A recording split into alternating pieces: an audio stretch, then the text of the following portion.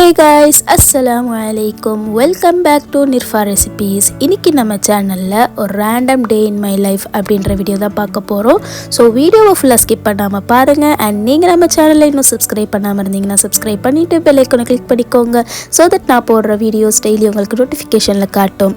So வாங்க வீடியோக்குள்ளே போகலாம்.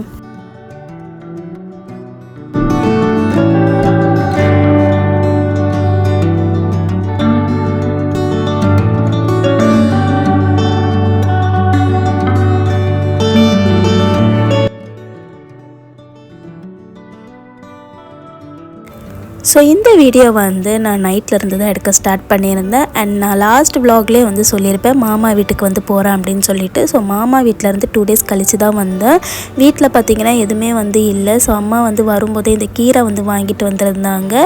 ஸோ கீரையை வந்து ஆஞ்சி கொடு அப்படின்னு சொல்லிட்டாங்க. ஸோ அதனால் வந்து கீரை ஆஞ்சிட்டு இருந்தேன். அண்ட் நான் வந்து பார்த்திங்கன்னா ஒவ்வொரு இலையாக வந்து பிச்சு போட்டேன். எனக்கு வந்து கீரை ஆயவே தெரியாது. அதுக்கப்புறம் அம்மா தான் சொன்னாங்க, இந்த மாதிரி காம்போடு எடு, லாஸ்ட்டில் இருக்க அந்த குண்டாக இருக்க காம்பை மட்டும் எடுத்துகிட்டு மிச்சதெல்லாம் வந்து போட அப்படியே கட் பண்ணி பொரியல் செஞ்சால் நல்லாயிருக்கும் அப்படின்னு சொன்னாங்க. ஸோ அந்த மாதிரி செஞ்சுட்டேன். அண்ட் தென் அன்றைக்கி நைட்டுக்கு டின்னர் வந்து எல்லாருக்குமே வீட்டில் வந்து ரொம்ப கோல்டாக இருந்ததுனால ரசம் தான் வைக்க சொல்லியிருந்தேன். அம்மாவை நிறைய மிளகு போட்டு ரசம் வச்சுருங்க அப்படின்னு சொன்னேன். ஸோ ரசத்துக்கு சைட் டிஷ் தான் இந்த எக் ஆம்லேட்டு. அண்ட் ஒவ்வொருத்தருக்கா வந்து தனியாக வந்து போட்டுட்ருக்க முடியாது அப்படின்னு சொல்லிட்டு 3 எக்கு வந்து ஒன்றா ஊற்றி அதில் வந்து தேவையான அளவு உப்பு, அதுக்கப்புறம் பெப்பர், மஞ்சள் கொஞ்சமாக போட்டு நல்லா வந்து பீட் பண்ணி எடுத்துக்கிட்டேன்.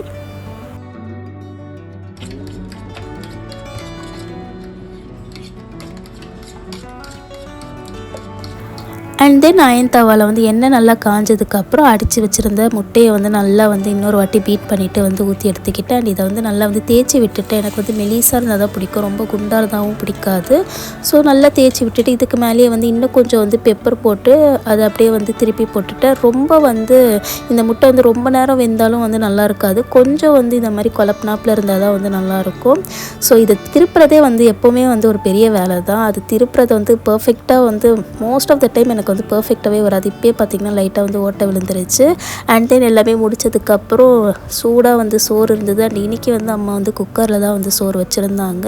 ஸோ எப்பயாவது தான் இந்த குக்கரில் வந்து ரைஸ் வைப்பாங்க. ஸோ டெய்லி வந்து குக்கர் ரைஸ் சாப்பிட்றது வந்து உடம்புக்கு நல்லதில்லை. அதனால் எப்பயாவது இந்த மாதிரி டயர்டாக இருக்கிற டைம் வந்து குக்கரில் வந்து சீக்கிரம் ஆகிடும் அப்படின்னு சொல்லிட்டு வச்சுருவாங்க. ஸோ நல்ல குழஞ்ச சாப்பாடில் இந்த மாதிரி சூடாக வந்து ரசம் ஊற்றி சாப்பிட்றது வந்து ரொம்பவே வந்து சூப்பராக இருக்கும். அண்ட் அதுக்கு சைடிஷாக வந்து எக் ஆம்லேட் தொட்டுட்டு அன்றைக்கி வந்து டின்னர் வந்து முடிஞ்சிருச்சு.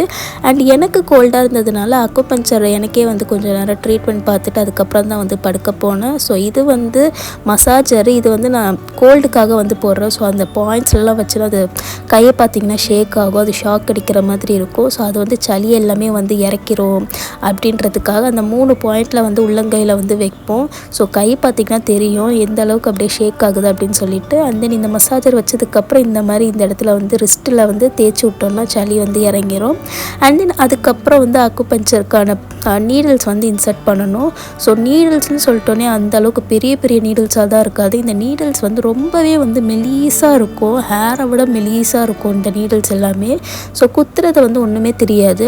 அண்டு கரெக்டாக அந்த பாயிண்ட்டை பார்த்து ஒவ்வொரு பாயிண்ட்லேயுமே பல்ஸ் வந்து தெரியும். ஸோ பல்ஸை பார்த்து கரெக்டாக வந்து அதை வந்து இன்சர்ட் பண்ணியாச்சு. அண்ட் ஈஸியாக வந்து உள்ளே போயிடுச்சு பாருங்கள். அண்ட் இந்த அக்குபஞ்சர் வந்து எப்போத்துலேருந்து வந்தது அப்படின்னு பார்த்தீங்கன்னா, இது வந்து சைனீஸில் தான் வந்து ஸ்டார்ட் ஆச்சு. சைனாவிலேருந்து தான் வந்து இந்த ட்ரீட்மெண்ட் வந்து ஸ்டார்ட் ஆச்சு. ஸோ இதோடைய ஸ்டோரி என்ன அப்படின்னு பார்த்தோன்னா, ஒரு சோல்ஜர் வந்து சைனீஸ் சோல்ஜர் வந்து டாக்டர்கிட்ட வந்து போய் காமிச்சிருக்காங்க. இந்த மாதிரி கழுத்து வலி இருக்குது, ரொம்ப பெயின்ஃபுல்லாக இருக்குது அப்படின்னு சொல்லிட்டு டாக்டர்கிட்ட போய் வந்து காமிச்சிருக்காங்க. டாக்டரும் வந்து நிறைய ட்ரீட்மெண்ட் வந்து கொடுத்துருக்காங்க. பட் அவங்களுக்கு வந்து எதுவுமே வந்து க்யூரே ஆகலை.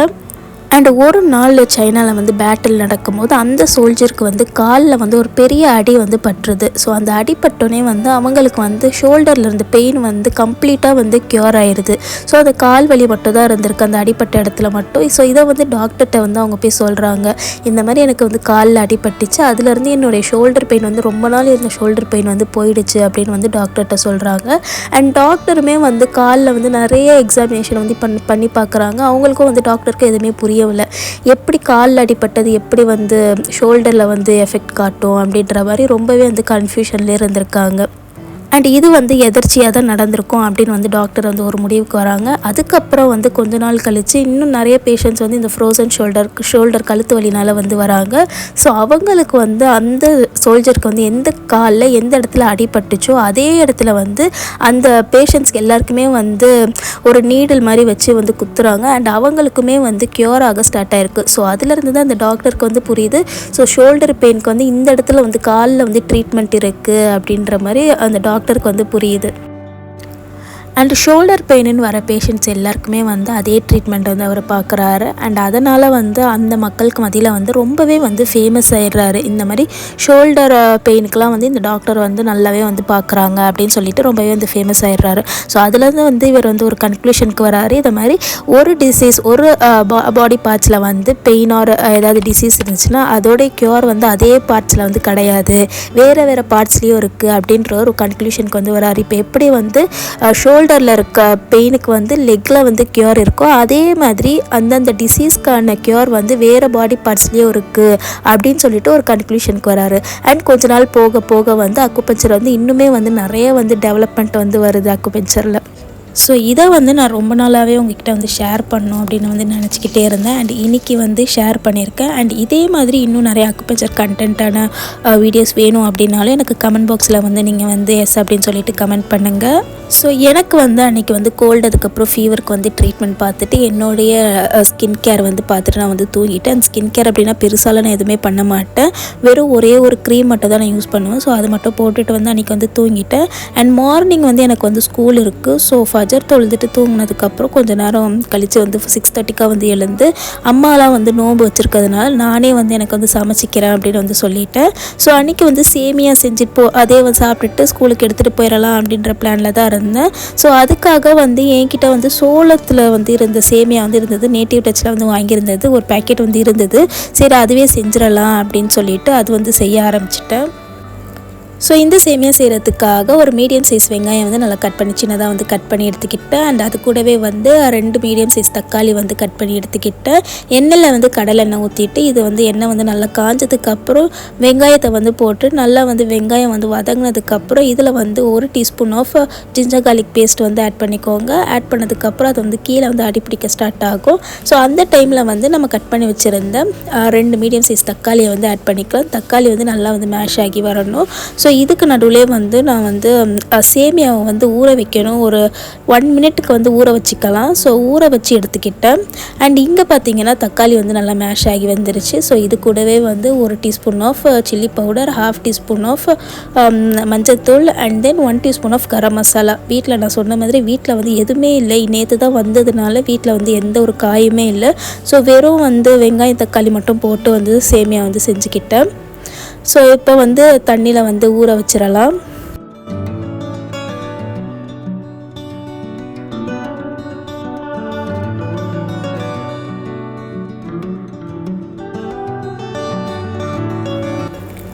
அண்ட் இதில் வந்து மசாலாஸோடைய பச்சை ஸ்மெல் போனதுக்கப்புறம் இதில் வந்து ஒரு 500 ml ஆஃப் வாட்டர் வந்து நான் ஆட் பண்ணிக்கிறேன். அண்ட் வாட்டர் வந்து நல்லா வந்து கொதித்து வரட்டும். அண்ட் இந்த வாட்டர்லேயே வந்து சால்ட் கன்சிஸ்டன்சியில் வந்து பார்த்துக்கோங்க, சால்ட் கரெக்டாக இல்லைன்னா சால்ட் வந்து கொஞ்சம் ஆட் பண்ணிக்கோங்க. இப்போ பார்த்தீங்கன்னா வாட்டர் வந்து நல்லா வந்து கொதித்து வந்துருச்சு. இந்த டைமில் நம்ம ஊற வச்சுருந்த இந்த சேமியாவை வந்து ஆட் பண்ணிக்கோங்க.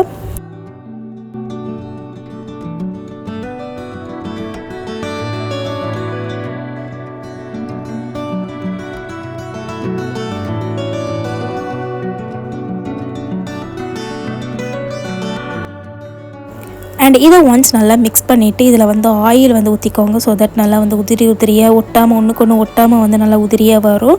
ஸோ ஆயில் ஆட் பண்ணிவிட்டு அகெயின் ஒன்ஸ் மிக்ஸ் பண்ணிவிட்டு இதை வந்து க்ளோஸ் பண்ணிவிடுங்க.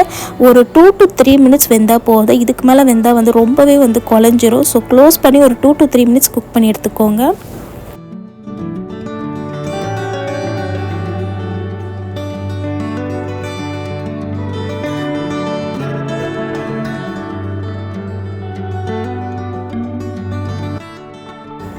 அவ்வளோதான் நல்லா உதிரியாக வந்து சேமியா வந்து ரெடி ஆகிடுச்சு. இந்த தண்ணி வந்து அப்படியே இருக்கும், கொஞ்சம் நேரம் கழிச்சு அதுவே வந்து ட்ரை ஆகிடும். ஸோ இப்போ நான் வந்து கொஞ்சம் சேமியா வந்து தனியாக வந்து எடுத்து வச்சிட போகிறேன். ஏன்னா எங்கள் அக்காவுக்கு வந்து முட்டை போட்டு சாப்பிட்டா வந்து பிடிக்காது.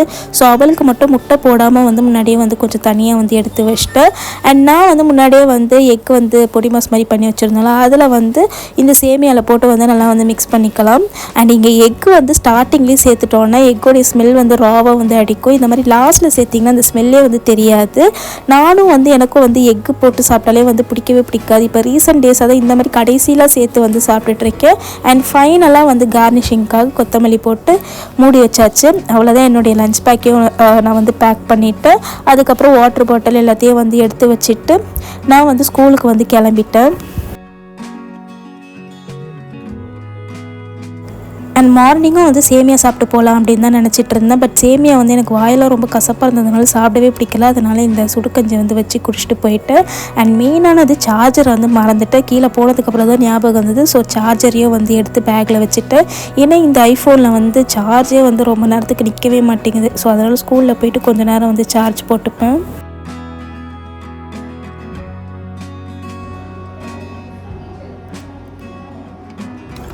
அண்டு ஸ்கூல்லையுமே வந்து அன்றைக்கி வந்து ஹெவி ஒர்க்காக இருந்தது.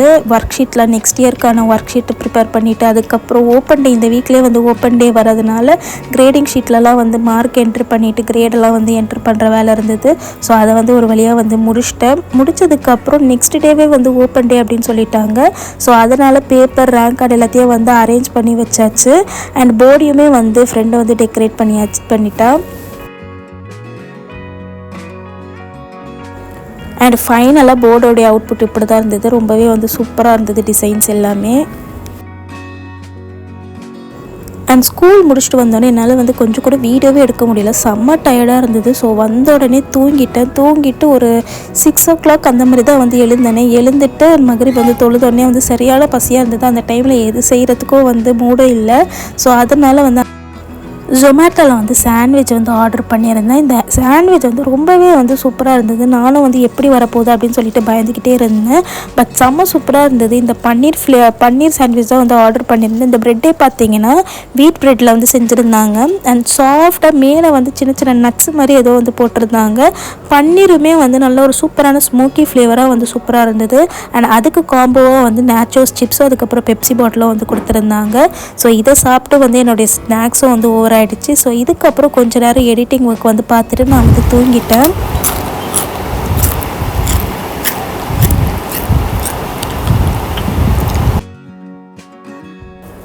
ஸோ இந்த டே வந்து எனக்கு இப்படி தான் போச்சு. அண்ட் இந்த வீடியோ உங்களுக்கு பிடிச்சிருந்துச்சுன்னா லைக் பண்ணுங்கள் அண்ட் ஷேர் பண்ணுங்கள் அண்ட் கமெண்ட் பண்ணுங்கள்.